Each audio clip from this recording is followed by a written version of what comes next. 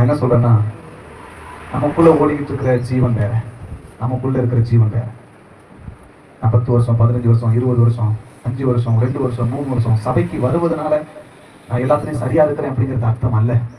நான் சபைக்குள்ள கால் வைத்த பிறகு பழைய காரியங்கள் எல்லாம் ஒழிந்து போயிடணும், புதுசாயிடும்.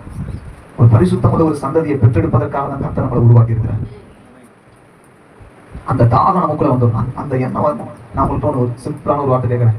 இத்தனை வருஷம் இல்லை, இந்த 1 மாசம் 2 மாசம் இப்போ வந்து நமக்கு மார்ச் மாசம் முடிய போகுது. எத்தனை பேர்ட்ட சுவிசேஷம் தெரிவிச்சு எத்தனை பிள்ளைகளை பெற்றெடுத்துருக்கீங்க சொல்லுங்க பாப்பா. இதுல இருந்து தெரியலையா நம்ம எந்த இடத்துல நின்று இருக்கிறோம் அப்படின்னு? நம்ம எதை நோக்கி ஓடிட்டு இருக்கிறோம் நமக்கு தெரியலையா? எத்தனை பேருக்கு சுவிசேஷத்தை அறிவிச்சிருப்போம், ஜஸ்ட் போய் சொல்லியிருப்போம். இந்த 3 மாசத்துல என் வாழ்க்கை கர்த்தர் ஒரு பக்கம் நின்றுட்டு என்ன ஒரு பக்கம் நிக்க வச்சாரு. எப்படி இருக்கிறோம் சிந்திச்சு பாருங்க. இதுலயே தெரியலையா நம்ம எந்த இடத்துல நின்றுட்டு இருக்கிறோம் அப்படின்னு? நான் உங்களை என்கரேஜ் பண்ணி அனுப்பல, நான் உங்களை உருவாக்கி அனுப்ப விரும்புகிறேன். அல்லேலூயா.